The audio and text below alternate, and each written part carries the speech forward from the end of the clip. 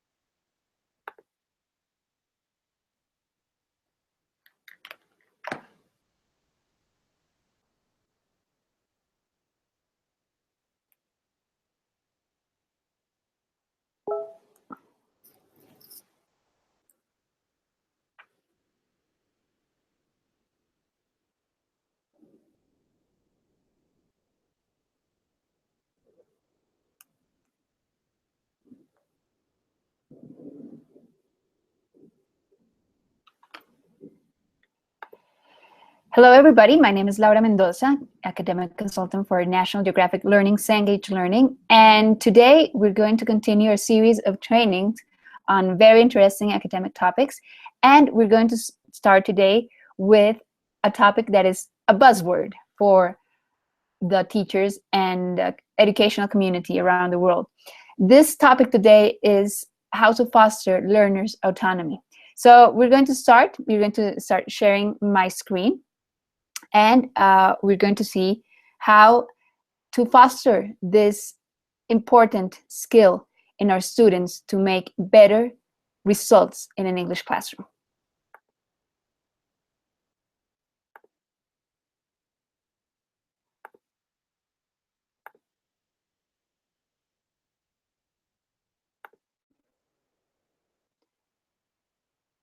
Okay, so now I'm sharing the screen.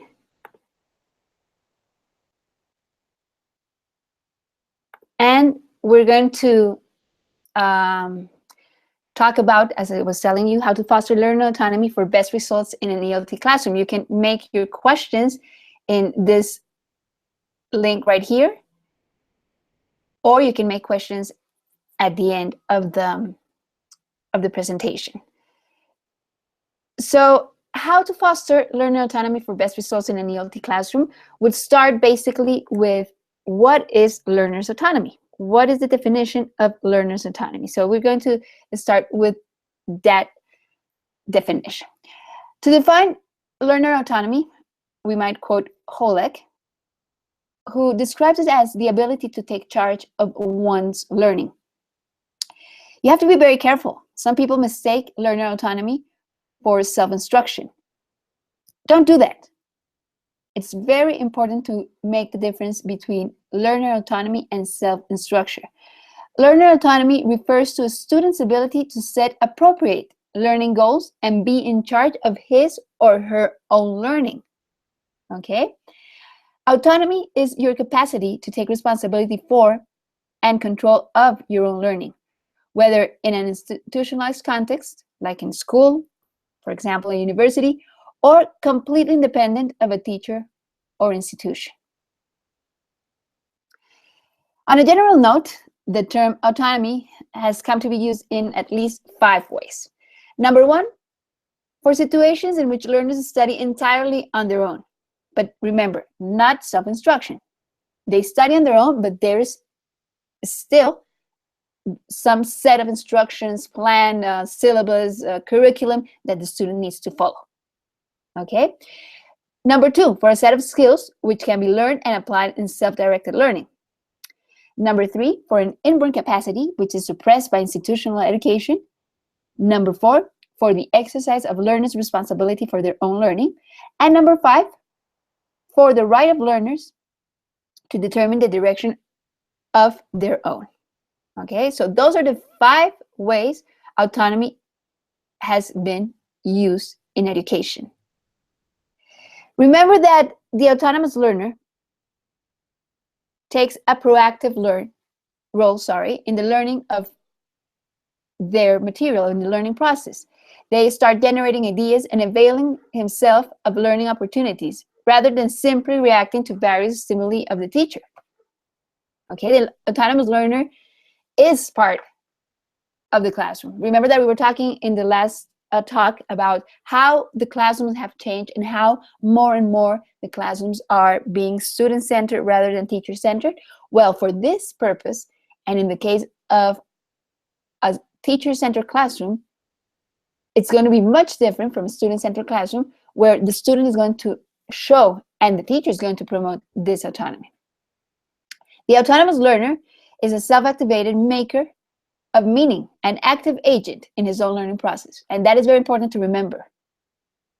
He is not a student to whom things just happen, okay? He's the one who, by his own decision, by his own purpose, causes things to happen in the classroom. So that is why in a student-centered classroom, we need to identify those autonomous learners or those students that have skills for autonomous learning.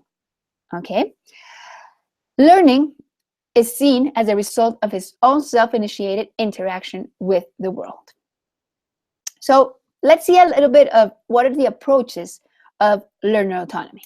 So we can have several approaches in learner autonomy. We have resource-based approaches, and that would be, for example, the independent use of learning resources. We have technology-based approaches, which is the independent use of learning technologies, such as platforms, such as applications, such as different technologies for learning. We have the learner-based approach, which is basically what we want to foster here, the learner-based approach, development of autonomous learning skill. We have the teacher-based approaches, because on teacher roles and teacher education. We have the classroom-based approaches, where we have control over classroom decisions, and we have curriculum-based approaches, where we have control over curriculum decisions. So this is a circle that we need to, kind of a checklist that we need to take into account if we want to realize if we're working in an autonomous environment. Do we have a research-based approach? Do we have an independent use of learning resources? That's a question we need to ask. Do we have a technology-based approach, an independent use of learning technology? Are we developing our students' autonomous skills for learning?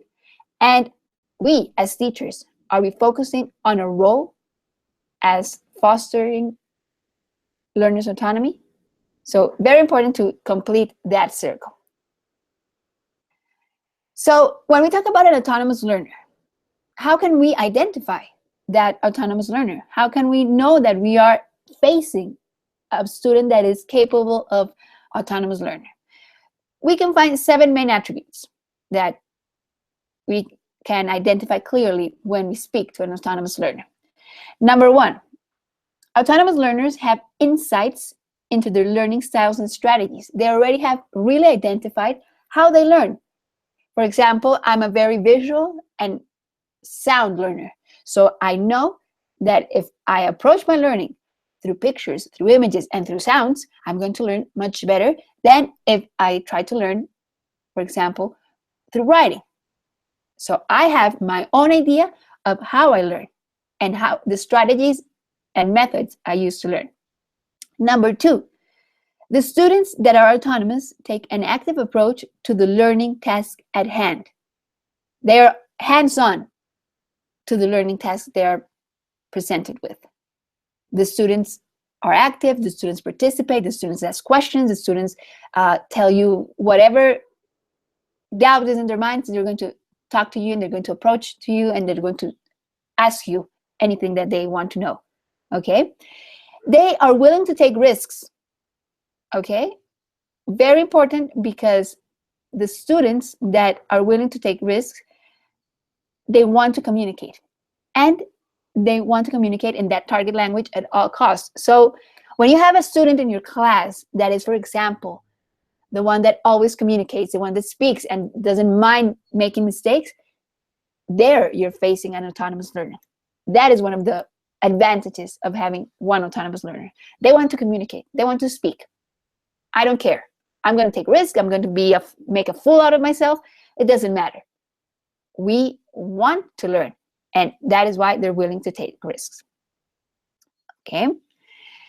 They are also good guessers. Autonomous learners, they go ahead and guess what's going to happen, what they have to do. If, for example, they don't really understand the instructions of a task in English, doesn't matter. They go ahead and guess. They go ahead and deduct what they have to do. So that is a very important way of identifying an autonomous learner. They also give importance to form as well as content. That is, that they place importance on accuracy as well as appropriacy. Okay? They want to be accurate, but they want to use the appropriate things in their speech. So they go, as I tell you, hands-on on learning. They are willing to revise and reject hypotheses. They develop the target language in a separate reference system. And they check, they understand, they decide if they want to reject those hypotheses and rules that do not apply for that reference systems they have developed. And number 7, they have a tolerant and outgoing approach to target language. They don't want to be perfect. They don't want the rest of the world to be perfect. So they know that learning is a whole process. They know that they don't need to be perfect right away. They know that they need to practice. So that makes them eager to do these autonomous learning exercises. So here we have like a little summary of those characteristics of autonomous learners, a little bit different from the ones that we saw in these slides. These are a little bit more academic. We're going to see it more as a profile of the student. The student that is an autonomous learner is obviously independent. It's not that student that is always asking, teacher, is this okay? Teacher, is this cool? Is it right? Teacher, or asks his peers. Okay? he doesn't depend on a group work to produce in the language. He is self-directed. And there we see a student, for example, that makes, for example, lists, to-do lists, and knows how to organize his time effectively in the classroom. An autonomous learner student has highly developed decision-making skills. They make decisions quickly, easily, and they know what they want. They're self-aware. What does this mean? It means that the student knows what do they have, how to use it, and how would they need to use it. They're self-aware of everything that they need to learn their language. But as well as they're self-aware, they're collaborative. They want to help others. They want to work in teams and help other students that have difficulties in the classroom to make them feel just the way they feel. So they're collaborative. They're also self-motivated. They don't go down easily. As I was telling you, they make mistakes, but then they don't care. Okay, I made a mistake. I'm going to get better. I'm going to study more. I'm going to practice more, and I'm going to make myself better. And just like that, they're also critically reflective. They receive feedback very nicely. Those are the type of students that when you tell them, okay, Juan, you've been having trouble with listening. What I recommend you is this and this. And I'm sorry.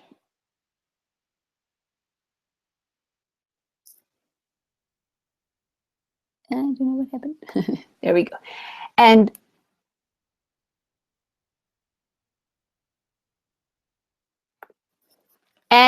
obviously, they're going to receive that feedback in a good way. Okay, so you can tell them, as I was telling you, Juan, you have a problem with listening. What do you need from my part as teacher to help you? I recommend you this and this and this. And obviously, that's going to be good for them. They're going to receive those reflections, and they're going to be obviously open-minded for those feedback that you've given them. So those are the characteristics of an autonomous learner. So why foster autonomous learning? The key benefit of learner autonomy is that autonomous learners will take more responsibility for learning and are likely to be more effective than learners who are overly reliant on the teacher. Okay, so that is our main answer. Why foster autonomous learning? Because we are going to have better results. They're going to be more effective and will take more responsibility on learning. So what happens? What we need to take into account in this case is that this doesn't happen overnight. This doesn't happen like immediately, or we don't receive autonomous learners like magic. Usually our educational systems are, as we were talking last time and we were talking at the beginning of this talk, they are reliant on the teacher. Teacher-centered environments. So what happens? The teacher came to the classroom and gave the knowledge that the students needed, and the students just needed to follow what the teacher said. The class was ruled by the teacher. The class was ruled by the teacher, and the teacher decided what was going to be done in class. So everything was responsibility of the teacher. The teacher decided, the teacher gave instructions, the normal classroom that you have. So when you're a teacher that wants to foster autonomous learning, and you receive students that have these backgrounds of coming from classrooms that are not autonomous, it's going to be a bit difficult for them. So don't expect that, for example, they're going to just change from morning to night, that they're going to be really eager to be autonomous at that moment. Okay? They're not. They're going to be always depending on you. So be very careful on how to set up your classroom, okay? Because you're going to be having a tough time changing that chip, as we call it, changing that way of thinking of the students. Okay? So what do learners need to become autonomous? They need the belief that they can learn independently of the teacher and the classroom setup. As I was telling you, some cultures have that authoritarian learning systems that produce very dependent learners. So let's make them believe that they're able to learn independently and that the teacher is not a figure to depend on. Okay? The outcome of the learning language is not going to depend on the teacher. They also must have a willingness to undertake independent learning.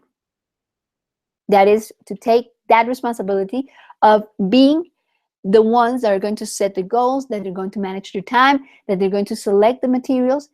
Select the materials, obviously not like I'm going to select the book I'm going to study with, rather than to select support materials that I'm going to use to complement my classroom, and to conduct self and peer assessment. It's very important. Remember, when we were talking about web quests, we said one of the essential part of a web quest is the evaluation and the opportunity for the student to self-assess. Here, we continue to focus on that. We need to teach the students how to self-assess and to peer assess. How are my classmates going? What are they doing? Are they doing it correctly? Are we doing it correctly?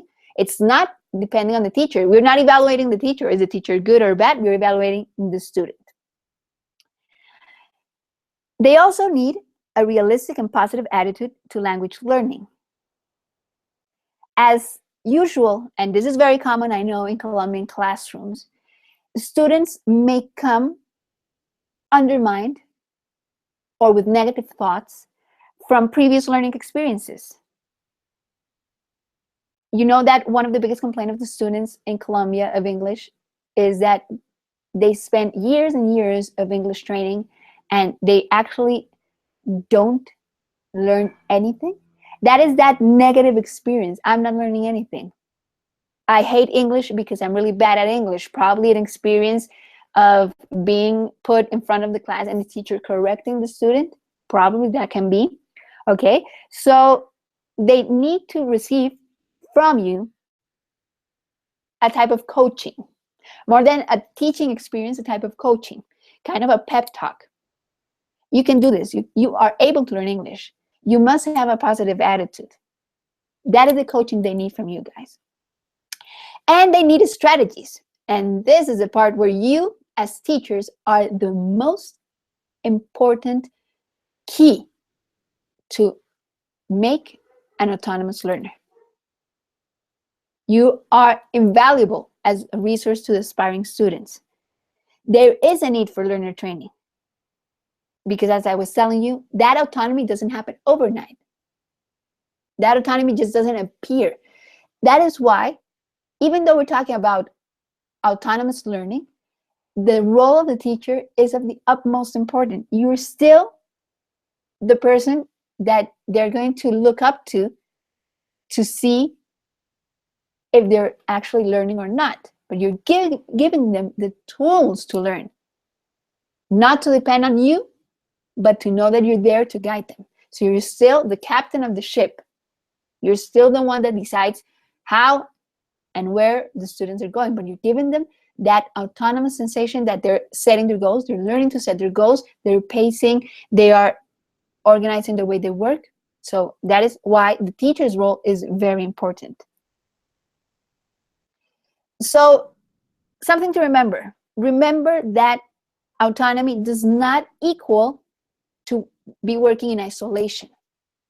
It's not that we come to class the first day of the term and you're going to work with these tools and go back to your houses and start working alone. No. The teacher, the class, and the school are still part of the learner's environment. So we need to take special care on how we work with that environment. We need the teacher to be a part of it, as I was telling you. You are the captain of the ship. You're still the one that guides this. The class, the environment in class is essential. Positive environment in the class. And the school needs to support this environment. So that is how we take care of the teaching environment. So, question, does fostering learning autonomy remove the teacher from the learning process? The answer is definitely no. The learner should come to see the teacher in a role as facilitator. Okay, many learners come to language class from that authority classroom, right? The authority teaching. Their previous learning experience may have conditioned them to be heavily reliant on the teacher's approval, on the teacher's direction, on the teacher's instruction, on the teacher's organization. You are the ones that were setting the goals. Okay, so for example, remember when we wrote in our whiteboards or blackboards and we said, the objective of the class is this, and this is what we're going to do in this class. That changes a little bit with learners' autonomy. They also come to the teacher for those learning strategies. Teacher, how must I learn? And some of the old school teachers, for example, were saying, you must memorize the regular verb list. This is what you have to do. No, probably a student doesn't have the capacity of memorizing everything, but probably if we do it with a song, probably the student's going to do it. So this is what we need to take into account when we are seeing the teacher as a facilitator and a resource rather than an unquestionable authority. Now, we're going to start with the good part of the talk. This was an introduction, kind of a definition, kind of obviously the part of the academic background, but we're going to start to talk about which skills does the teacher need to foster to develop that learner autonomy, how to help the students to develop learner autonomy. So this will depend on how independent you expect your students to become. Here, your criteria is going to work very much. You must decide how are you going to work with the students. Do you want them to be totally independent, or do you want them to be mediumly independent, or a little bit independent? Okay. You can develop skills that students need in order to find access and use resources. And here comes the link with the WebQuest talk we had last week. You can help them look for resources such as internet sites, online journals, supported by activities that are completed as homework tasks. Okay, so using WebQuest, for example, where the students need to do a lot of things independently, even though they're working as a group, these things eventually lead to students developing their own skills for setting objectives, planning their self-study, and even that self-assessment. So you need to create that environment in class to foster those skills. You need to help them generate activities where they can set their own objectives. What am I going to learn? Remember to pose the objective of the classroom as can-do statements, where the students can speak about, I will be able to do this at the end of a class. This will help their setting of objectives, and this will help the self-assessment. How to plan the self-study? Help them making a lesson plan. With the online platforms, you can help them plan that self-study. For example, when you have an online resource and you said this assignment is going to be available from Wednesday to Friday, there you're helping them plan their self-study. So when am I going to sit to make this exercise? Usually we start seeing, when we're fostering learners' autonomy, we start seeing that the learners tend to leave everything for the last minute. But through the time and while the course develops, they start being better planners and they start doing things earlier and not at the end of the term. And that helps them start planning that self-study. Okay? Any questions up to now? I don't know if we have questions here.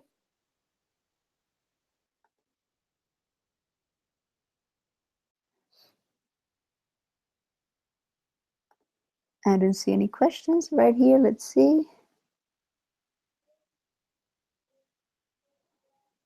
No questions up to now. So let's continue with the presentation.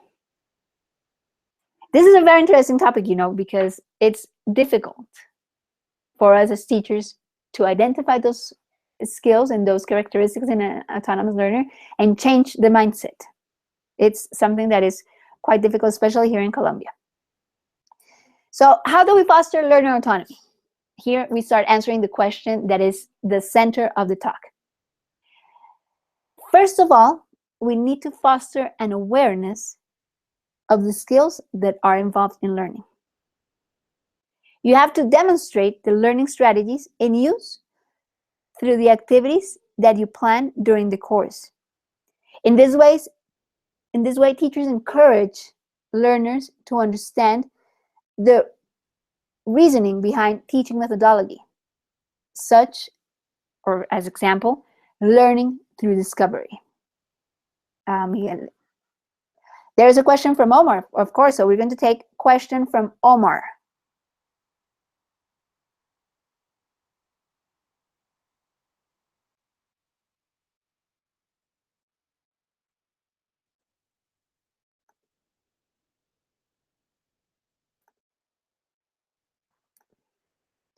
Okay, Miguel is typing the question.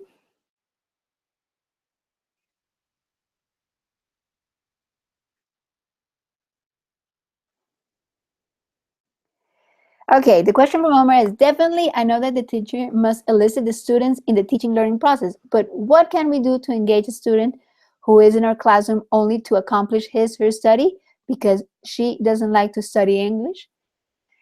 Excellent question, Omar. And that is one of the things that teachers are experiencing firsthand in nowadays classroom. First of all, the question of how to engage a student because he's there with a basic objective, passing the course. What we need to do is understand the motivation of the student.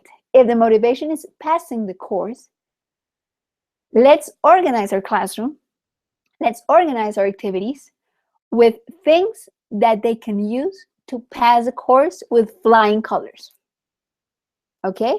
How to get that grade that I want to have, but in a great way, not in a mediocre way. Okay, so that is very important. Understand that motivation. And understand, obviously, why the student doesn't like to study English. Probably, Omar, it can be because of the previous learning experiences that we were talking about. Probably a teacher made them really embarrassed because they made a presentation and they didn't give them a chance to make mistakes. Remember that our cultures in Colombia is very common. I guess that in Ecuador as well, because that is kind of our Latin cultures. We have the belief that the teacher is the authority, and the teacher liked that authority. The teacher wanted to show that authority by scolding the student, by telling the student, this is not the way you do it. So students become self-aware. Students in our Latin context are very self-conscious. Okay? Very self-conscious. So you need to work a lot in not making them self-conscious. So how do we do this? We do it through activities where the students feel the opportunity to participate, where they feel the opportunity that they can do it without being signaled, without being pointed at. For example, don't do individual presentations rather than doing, for example, group works where they can all participate, and try to find things that make them move, topics that make them move, where they want to participate. Usually what happens when we are teaching a second language is that we generate activities with topics that are of interest to us as teachers, with topics that are of interest for the school, but seldom we use topics that are of interest to students. So for example, if my students like soccer, why not talk about soccer? Probably that is going to move them. If my students like music, why not talk about music? They want to tell you about their music. Choose topics that are relevant for them, that are engaging for them, that is part of their real life and their real world, not something that is fictional, because then you're going to have that part of, I'm going to the class just to get a grade. It's not interesting for me, or I hate English. Okay, I hope that answers a little bit your question, Omar, from Latacunga, Ecuador. I love Ecuador, so greetings to all my teachers there in Ecuador. Okay, so let's continue. I don't know if there's any other question, Miguel.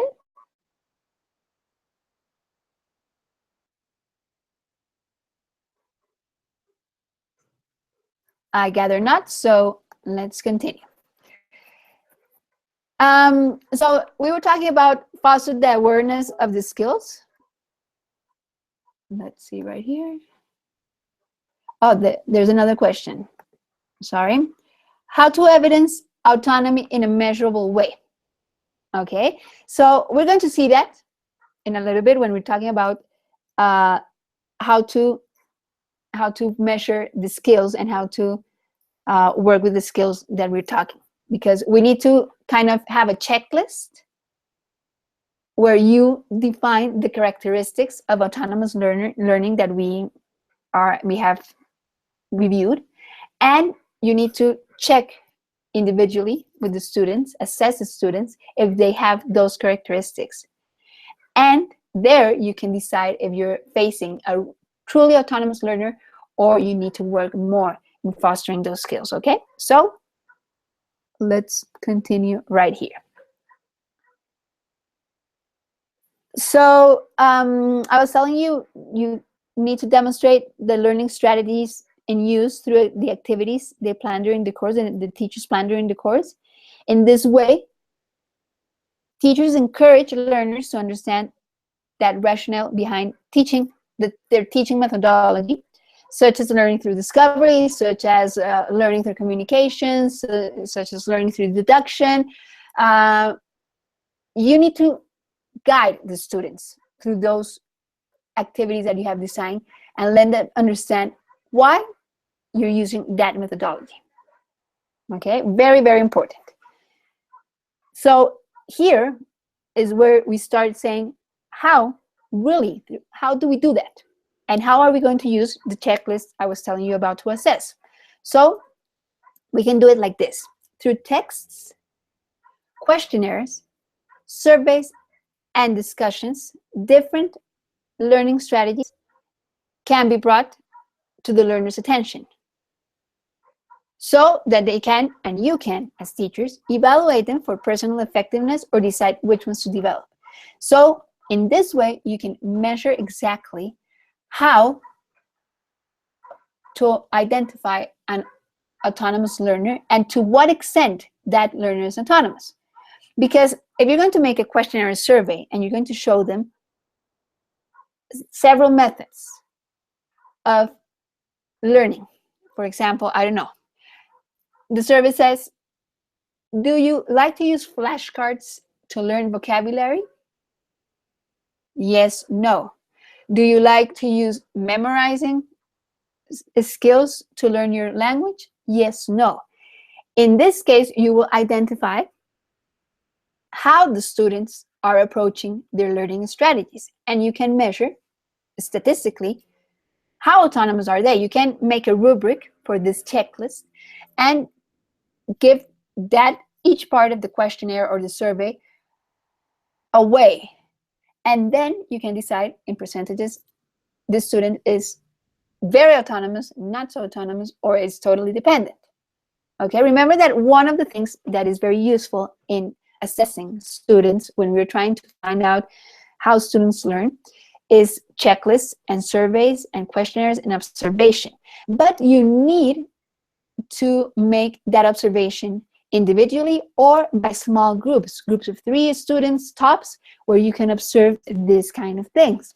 And it's very important to have a journal or a folder for each student so you can kind of keep track of these questions.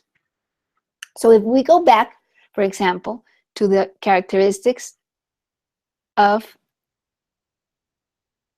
the autonomous learner, you are going to see that you need to check for individuality, okay? If they are good guessers, remember all those characteristics?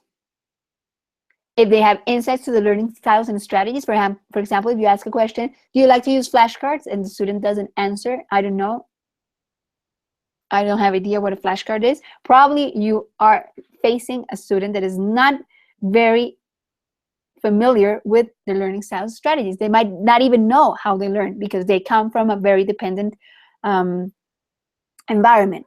Remember that you need to discover if they have an active approach to the learning task at hand. So observation, for example, is very important in this part. When you make activities or discussions, you have to observe the students and see if they have an active approach. If they're willing to take risks, also by observation. And you have to write this in your students' file or journal or tab, whatever you want to keep. Andres talks a lot and he doesn't mind making mistakes. But Laura, she's rather quiet. She doesn't like to speak. So if you make the rubric, I was telling you, you can measure that autonomy. You can be aware of who is more autonomous. Who would you say is more autonomous? Obviously Andres and not Laura. Okay? You have to check if they're self-directed, highly developed decision makers, if they're self-aware, collaborative. You check this through teamwork. But remember to use the tools of assessment that are at hand. Journals, observations, surveys, checklists, etc. And keep a journal for the students. Okay? So that, I hope, answers that question of how to evidence autonomy in a measurable way. Let's continue here.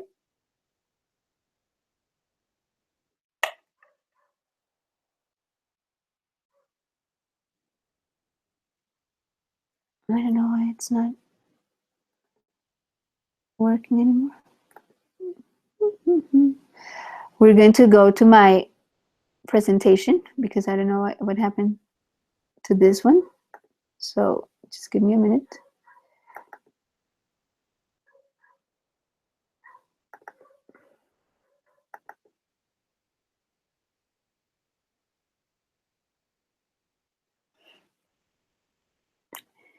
Do we have any more questions up to now? In the interim of the opening of the...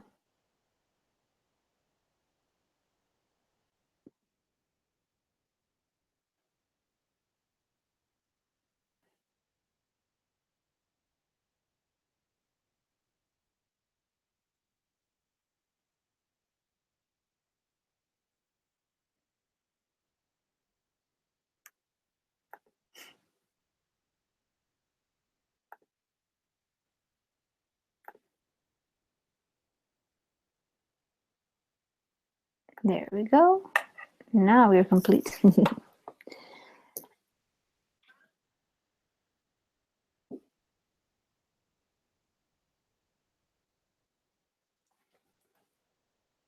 Okay, so gradually teachers may transfer some of the decision-making and choices to the learners in order to develop their awareness and confidence for making decisions. Remember, this is a process. No, this is not, we were talking about, this is not that the students overnight are going to become autonomous because you check them and you decided that they're already autonomous and boom. No, gradually you need to give them more and more responsibilities on that learner autonomy process. You need to start with small things and then progressively give them more and more tasks to see and check if the observation you have made, if that assessment you have made is actually true.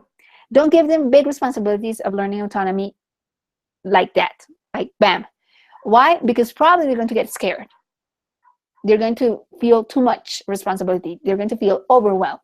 So be careful with that. Take them hand by hand, no? Step by step, baby steps to the learner autonomy. Because students need that guide. They need a parenting hand, so to speak, that guides them through the process. So as I tell you, start with little things. Start, for example, with the identification of the can-do statements in a unit. In this unit, I will be able to. For the next unit, make them express the objectives themselves. And then in the next unit, give them a little bit more work to do, and so on. That is how the students are going to come to be real autonomous learners. That is one of the complaints that teachers have a lot. Why do the students do not work at home? Why don't they work at home? I give them homework and they don't do it. I give them practice and they don't do it. Why is that? Because you haven't given them the tools to do so. You just give homework, and the student probably is not motivated by the homework, or is not engaged by the homework, or doesn't even have the skills to do the homework alone. And probably they go to their parents' house and the parent says, I don't speak English, I cannot help you with English homework. That happens a lot. Parents are not useful because they don't speak English. So when a student comes and says, I don't understand, they don't have any help from the parents. So the students or don't do the homework or just do whatever they want. So you have to help them to be a little bit more aware of how to go through the process of learner autonomy. There's a lot of resources available for self-study through multimedia, internet, and now more than ever, we are in the position to encourage that learner autonomy. Give them adequate material. I mean, we are talking about engaging students. Probably we're talking about students of the new age, of the digital age, and we think that if we give them something from YouTube, they're going to do it. You have to check the content very well. What are you giving the students to encourage that learner autonomy? You have a lot of resources, but you need to be very careful in the content. As marketers say, content is king. Content is very important. So you need to know your students well. You need to know what motivates them, what do they like, what don't they like. And with that, you can design really a good self-study exercise or learner autonomy exercise. Okay, so let's take a review in this little table that I have, where we are talking about the levels to encourage learner autonomy according to Noonan, which everybody knows is a great exponent of learner autonomy. So the first level that we need to work with is awareness.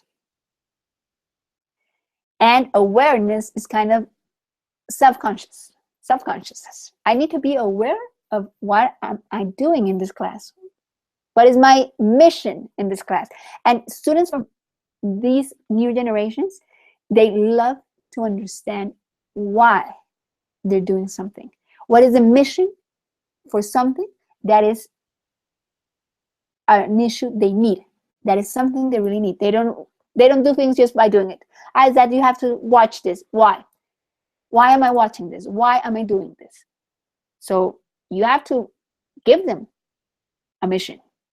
So the content is learners are made aware of the pedagogical goals, and content of the materials they're using.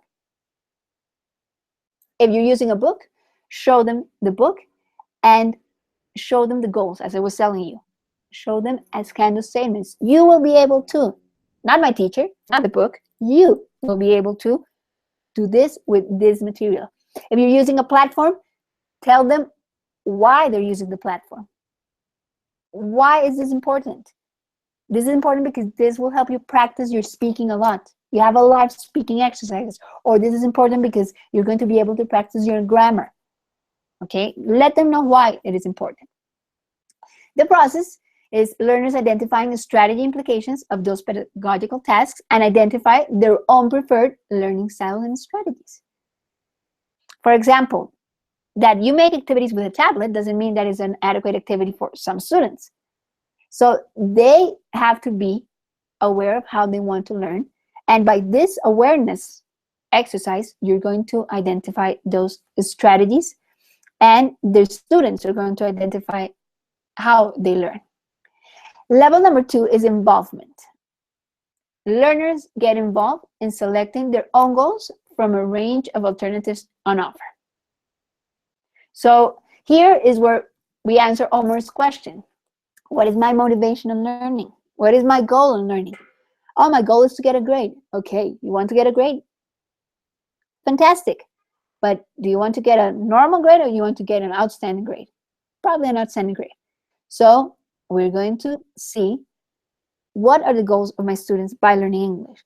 And in here, the learners make choices. I choose to learn like this because I want to learn this. You see how the process is being linked one to another? I learn like this to be able to accomplish this. Okay? Level number 3 is intervention. So here, as we already identify what we want to do, the objective, and I identify my own personal objective, the learners are involved in modifying and adapting those goals and contents of the learning program. They have a little bit of influence in the curriculum, in the syllabus, but you're adapting it to that specific person to make a more effective learning. Here is where we need the support of schools, where we need the support of the directors of programs. They need to understand that we need to modify those curriculums and make it personalized so that we have an effective learning. There is no use in having a course where, yes, everybody passed, but did they learn? No, but they passed, right? And we already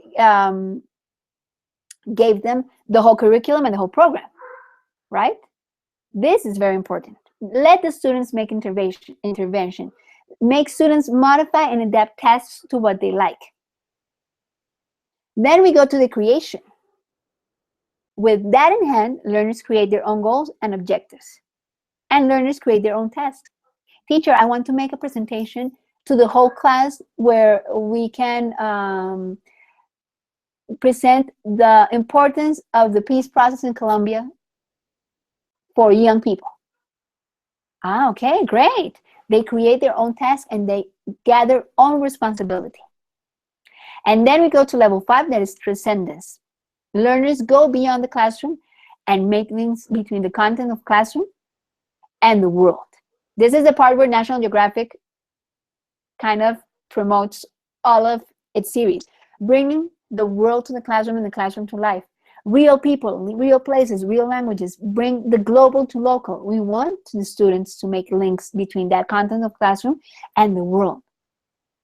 So learners become almost teachers and researchers. Okay, and here, for example, if you want to link with last week's talk, we can talk about web quiz. This could be a very good part of using web quiz. Okay, here we can introduce web quiz very easily because the student is going to work perfectly. So there you have that process, the levels of encouraging learner autonomy, how to start working with the students, as I tell you, from the very beginning, the awareness, until the very big thing that is transcendence. So the students usually have their own process for autonomy, okay? First, they're going to introspect, which is the awareness part that we're talking about. When they introspect and they decide what they want, what they like, how they want to learn, they are going to engage. And Omar, here I shout out to you. Here is where the students are going to engage. When they realize that they're learning with an objective and that they can learn by themselves to create and to achieve that objective. Then the student is going to reflect if that was adequate or not, and they're going to share with their peers. And this is kind of a word of mouth thing going on. They start talking about how much they're learning in their English class because they're learning. Why? Because we're adapting to their learning and using autonomous learning for that. And then they're going to assess. They're going to make the evaluation. What did I learn? I learned this and I learned that. Okay? So that is the learner's own process for autonomy. That is how they think. I introspect, I engage, I reflect, I share, and then I assess. So this is a learning cycle in autonomous learning. There are 8 stages in the self-directed learning process. Okay? The first stage is identifying needs. The identifying needs, this is also very useful to be put in the student's journal, right? In the student's observation file. When we identify needs, kind of like in marketing, we talk about the learner's experiences, difficulties in using the language. Let's identify why Omar's students don't like English. Omar, are you aware of why do your students don't like English? So this is something that you must go through to be able to start working with the self-directed learning process. Number 2 is teach the students as well to set goals. Remember that goals need to be smart goals, not any goal, but really smart goals, determined, flexible, measurable, that they have a strategy, okay, that they have a tactic, how we're going to get that objective done. How are we going to get that goal done? If you want to look for the smart way of setting up objectives, it's very useful, okay, because they need to be sustainable, measurable, they need to have a time frame. So you can help the students a lot if you show them how to set goals in a smart way. You just put smart objectives, and you're going to find it in Google, obviously. Then we're going to plan learning. Then we're going to select the resources that we're going to use with the students, the learning strategies. Then we're going to go to practice. And this is a part where you were asking about being measurable, being effectively measurable. We're going to monitor progress, because this is not like leaving the students to their own devices, right? Go ahead, be autonomous, and we're not monitoring? No. Very important part of the process is to be able to measure. So we're going to monitor the progress by self-monitoring. The students need to tell us.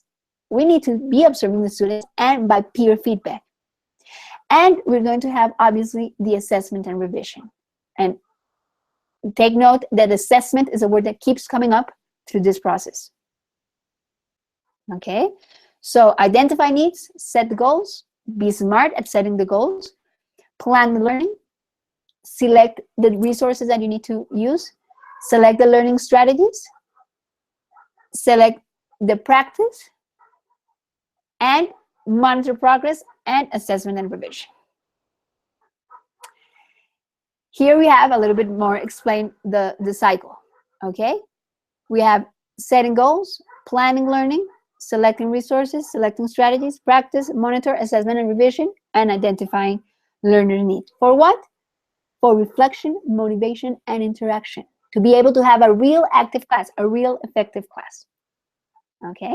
So this is the part that you need to take a picture of. Click. And there you have the whole process in autonomous learning. Set goal, plan, learn, show what you know, and reflect. That is what we want our students to do. This is kind of the summarized part of the autonomous learning. Set goal, plan, learn, show what you know, and reflect. In this modern generations, the show what you know part is truly important. The show what you know makes them feel that they did everything that was before, that they set the goal correctly, that they had a good plan, and that they learned.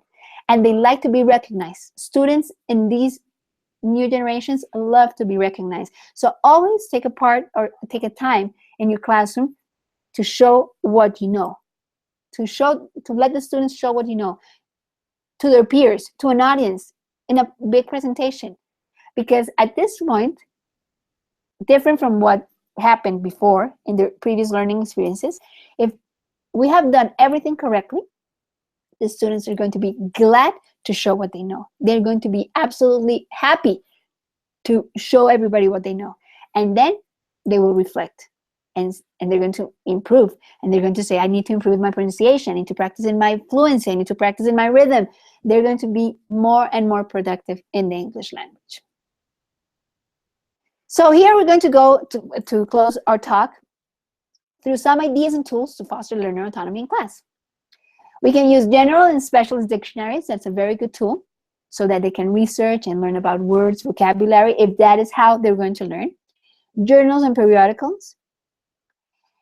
I like this one. This is one of my personal favorites. Keeping a reflective journal about the learning experience. What, why, and how. What am I learning?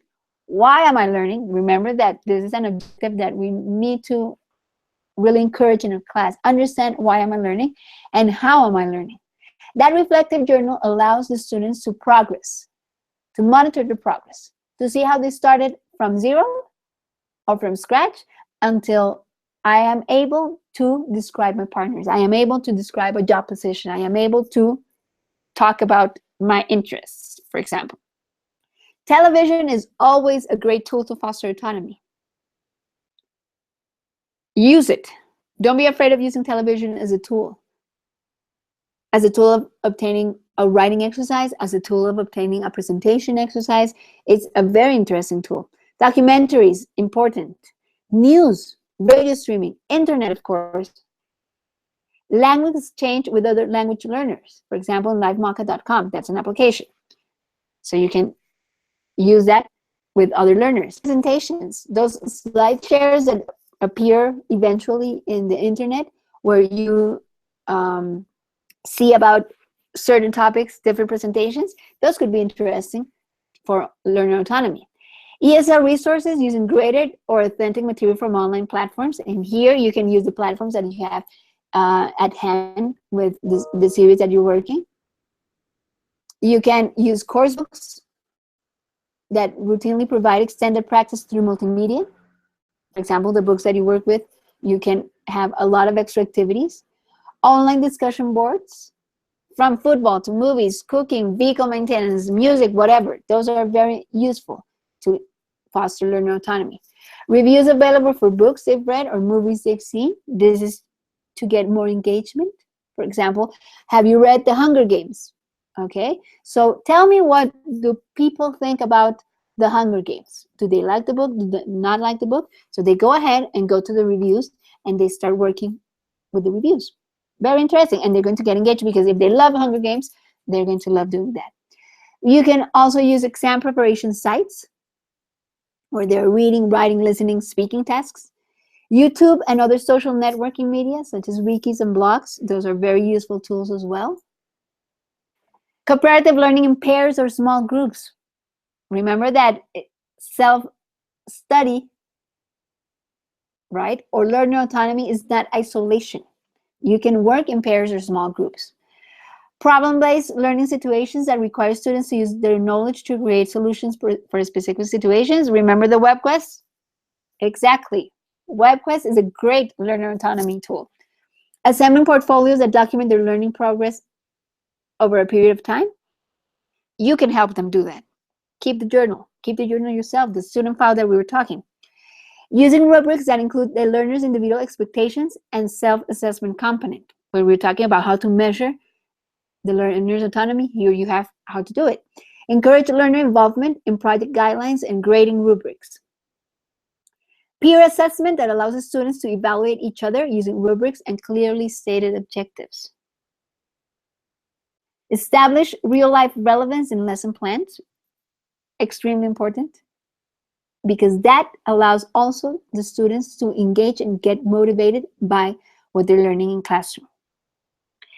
Teachers, direct classroom learning by allowing learners to pick topics within subjects. So for example, if we're going to work with comparatives, allow learners to pick topics. How are we going to compare? What are we going to compare? Soccer teams. Okay, great. What are we going to compare? Music bands. Perfect. What are we going to compare? Clothes. You know, whatever is of their interest, let them allow the students to pick the topics. Explore learner-led instruction on topics that interest them, and ask learners to write a personal statement about their experiences with the lesson, identifying their weaknesses and how they improved. So those are a lot of ideas and tools to foster learner autonomy in class. So thank you very much. I don't know if you want to, do we have any other questions? Let's close this one.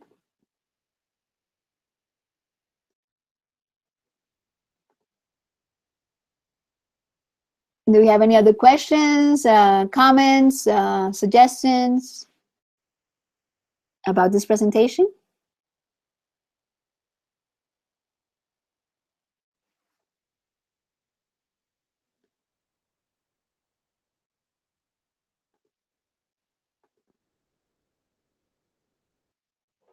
Okay, so thank you very much for everybody to attending this talk about learner autonomy.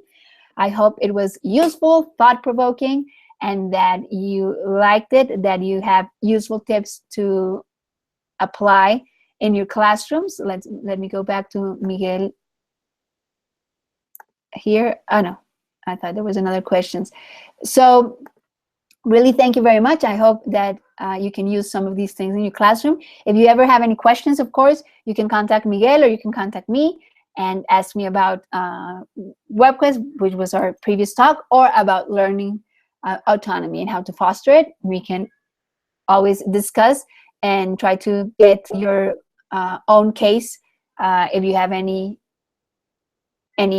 doubts or questions. Okay, so very good, everybody. So we hope that you enjoy. And remember, the link is always available in the YouTube channel for Betlemitas, so you can review and revise all the presentations, the WebQuest, the Fostering Learner Autonomy. And thank you very much for attending. See you next week. Next week, we're working with a very nice talk that I'm going to give you the title so you get really eager to participate. It's Wired and Inspired. So see you next week. Thank you very much.